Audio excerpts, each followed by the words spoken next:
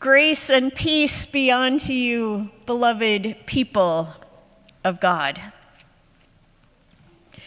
Do not be afraid. Luke in particular expresses this phrase, shares with the people to not be afraid on many occasions. This morning, I know a lot of people woke up afraid. Over or close to 40,000 customers of We Energy alone this morning woke up to no power in their house. I got a text from our now adult daughter as I was driving here saying, "We have power again, Mom." We woke up to no power. We woke up to some water inside the house where water is not supposed to be, but nothing too serious, nothing that a couple of hours of work and maybe an extra couple of runs to the dumpster, to the trash bin outside won't resolve. And probably a couple extra loads of laundry once the water has receded and the water, once we're in a place where it's safe to do a whole lot of laundry again, because we don't want to be flooding the sewer systems that are already mostly flooded this morning. Sometimes it can be hard to not be afraid.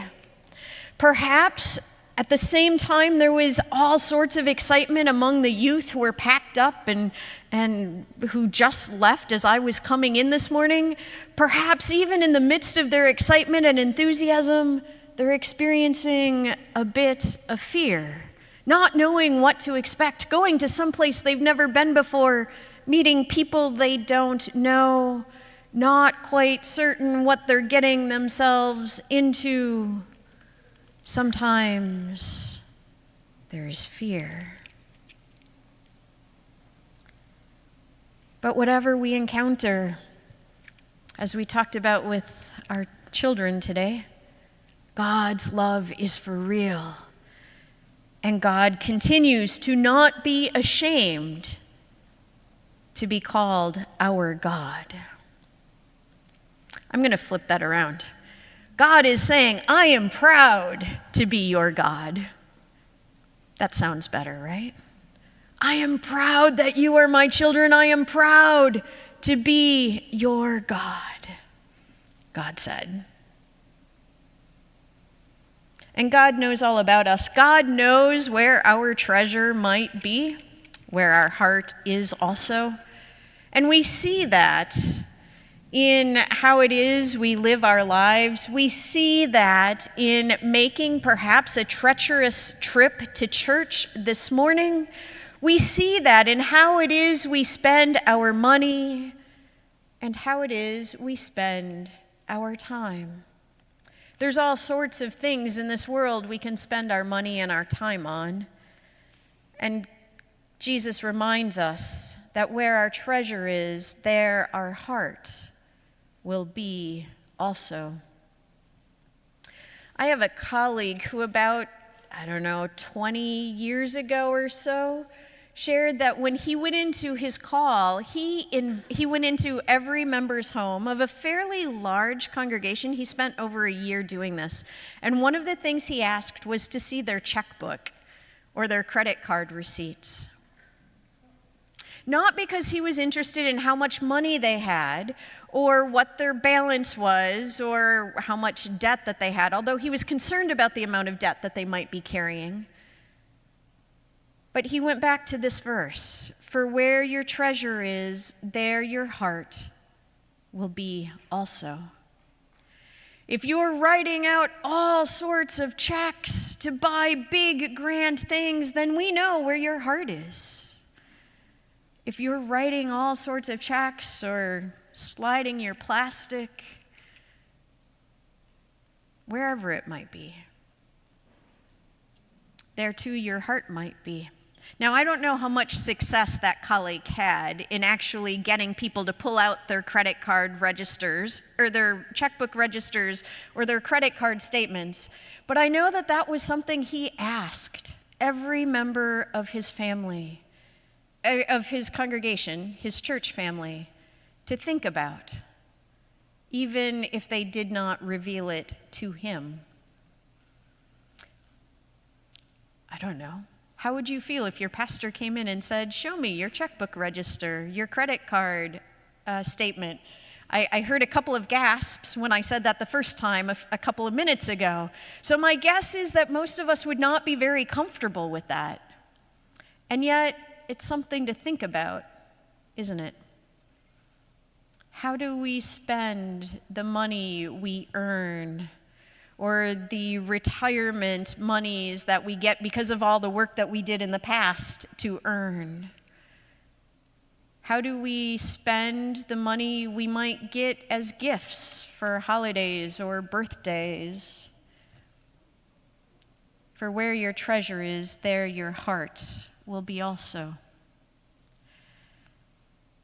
And the next line in this text, verse 35, leads me to believe that Jesus isn't just talking about the treasures that we can buy or barter for. Jesus is also talking about how we spend our time. Be dressed for action and have your lamps lit. I have to admit, I was not fully dressed for the actions that I had to take this morning in going into our somewhat soggy basement. Although, again, it's not that big of a deal. Not nearly as big of a deal as it is for so many people. I was delayed in the parking lot coming in by a couple of minutes as I was talking to a couple of parents who had just waved farewell to their kids.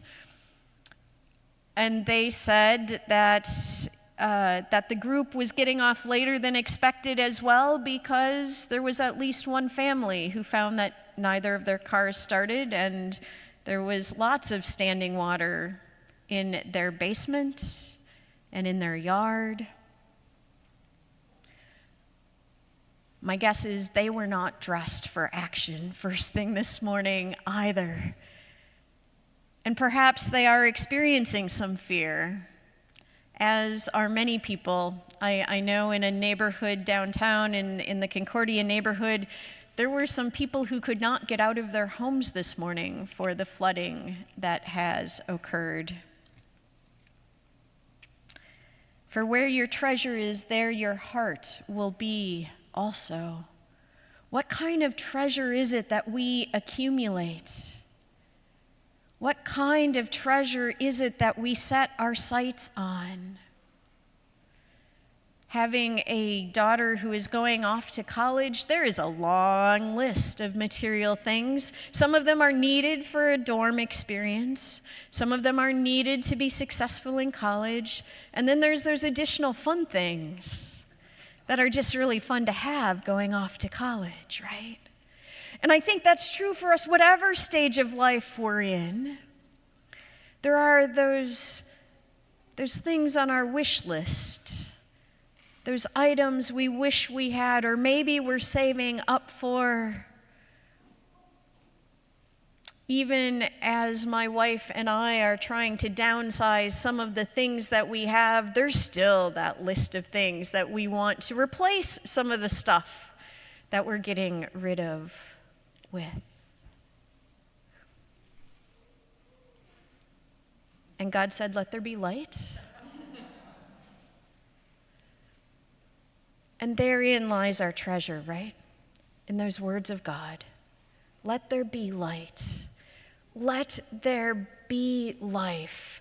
Let there be breath among the people of God. Let there be love so abundant that my people are ready for action. They are dressed for action. So maybe it is that we go home to just a little bit of water, or maybe no water in our basements. But maybe we're dressed with action, or dressed for action with our thumbs to send a text message to somebody who might have water in their basement, who more regularly floods than your house does. Or maybe it's truly dressed for action and we pull up in front of somebody else's house and say, "I suspect, based on past experience, you've got water in your basement. How can I help?" Or maybe we come dressed for action with lunch for somebody we know whose electricity is still not on. Because it is the gifts of God. It is the gifts of God where our hearts should be, where our treasure truly lies. And one of those gifts of God is the community that we have together. For there is no way any of us can get through this life alone. I lived a long time being a single person as an adult. I did quite well on my own, but I still needed somebody to fix my car when my car broke down. I still needed somebody to have already built the house that I still pay off month after month so that I can buy it back from the bank that gave me that loan. I still need an electrician if the lights truly go out, not just because of a weather situation, but even if it is a weather situation, I need the people from We Energies or whatever energy company it is we use to go and repair the lines, to fix those things. I confess I did not make all the clothes I am wearing today, nor did I grow all of the food that I've already eaten today. We are interdependent on a whole lot of people who we so seldom think about. But as I read this text today, it calls to my mind the need to remember how interconnected we are, how much we treasure and value. And maybe I'm in a more sentimental place because we're moving my kid out in just a couple of weeks. I look forward to having my living room back, but there is so much I'm going to miss. And she's moving 20 plus hours away, so it's not like I can just jump in the car and go have lunch with her tomorrow or something. Well, I can physically tomorrow, but a couple weeks from now, I cannot say, tomorrow I'm going to go have lunch with my daughter. There's relationships. There's relationships that give us life, the relationships that we know we are able to impact, to give another life, are so incredibly important. And yet, it's part of the treasure that I think a lot of us don't think about real frequently. Because we've got those wish lists. And how many websites make it so easy? You look at something you want to buy and you can just click, put in my wish list, right? And it's there. You don't even have to write it down. You hardly have to do any work. And yet, our greatest treasure really is the love of God. The love of God that brings us together in community. The love of God that sustains us, that nourishes us, that keeps us going. Even when you wake up in the morning, and as a friend of mine said, her whole house is gone. She's got 2 to 3 feet of water on her main floor this morning. She chose to go to work rather than deal with her mess. But she knows that even in the midst of having pretty much lost everything except maybe the stuff higher up in the cabinets or on the top shelf or on the shelves atop of her hangers in the closet, she knows that there are friends she can call upon. There is love underlying all those things that will help sustain her and get her through. And not only the love of her community, but most importantly, the love of God.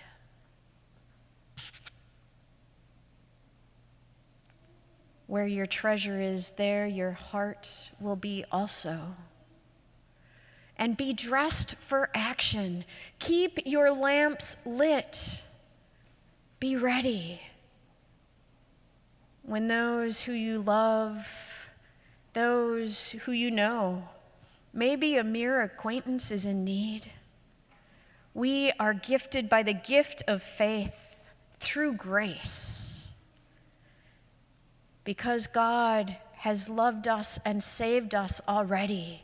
We are free to go out into the world to make a difference, not to earn our salvation, but because it's already ours. And so we are called to be dressed and to be ready, to have our lamps ever lit or ever ready to be lit at a moment's notice, so we can go into the world and share that love of God, that greatest treasure that each of us has, that love of God. We can step out into the world, dressed and ready to be active in love in our communities, in our families, in our world. My guess is when my colleague asked to see the checkbook registers and the credit card statements, he may have seen some giving for charity. He may have seen some notes in any of those places that the money was gifts for others. But he wouldn't be able to look and say, oh, look, they spent an extra $75 this week on groceries. I wonder what they did with that food. He wouldn't be able to see that they carried an extra bag or two of groceries to the food pantry, or that they donated clothes to survivors of the floods, or that they cleared out some furniture and it wasn't brand new, it wasn't the greatest, but it was still usable and had a lot of life left. And they brought it over to their new friend's empty apartment because all she had left after the floods were those things that were up high. And yet God doesn't need to see our checkbook registers and our credit card statements, because God already knows where our treasure is. And as the rains continue this morning, I pray for all who are impacted by the water, and for all those around the world who have not enough water when we have an overabundance, and for all those who are in need, whatever their need may be. And I pray that we be dressed and ready for action in whatever ways we might be able to help. That when we feel that little sense like, oh, maybe I should buy this extra piece to bring to the food pantry, or maybe I should go out and help, that we don't just write it off and say, yeah, whatever, if I wait a moment, this fleeting idea will pass and I can go on with my own life. But that we recognize those moments that our heartstrings are pulled. Remember, where your treasure is, there your heart shall be also. And sometimes, if our heart's not quite in the right place, we feel this little tug on our heart to go back to where God wants it to be. I pray that we don't just write those little heart-tugging moments off, but that we fully step into them, dressed for action, dressed in faith and love and the grace of God, dressed to be there for one another, dressed for love, that we might fully be embraced by God's love and fully share God's love with all who are in need. Where your treasure is, there your heart shall be also. I invite you to take a moment to consider what your credit card statement or your checkbook register or your Venmo account or however it is that you buy things these days, wherever those numbers are, to see where your money says your treasure and your heart might be. I invite you to consider the number of acquaintances and friends and family members that you have, and know that their lives are better because you are in it, and your life is better because they are in it too. And they too are gifts given to us by God. And whatever it is that you leave this place and go home to, may you know that you make God proud to be your God, and you are loved, and nothing can separate you from God's love, the greatest treasure that we could ever receive. Be dressed and ready for action, ready to receive God's love and to embrace those moments when God is calling us to show that love for one another. Amen.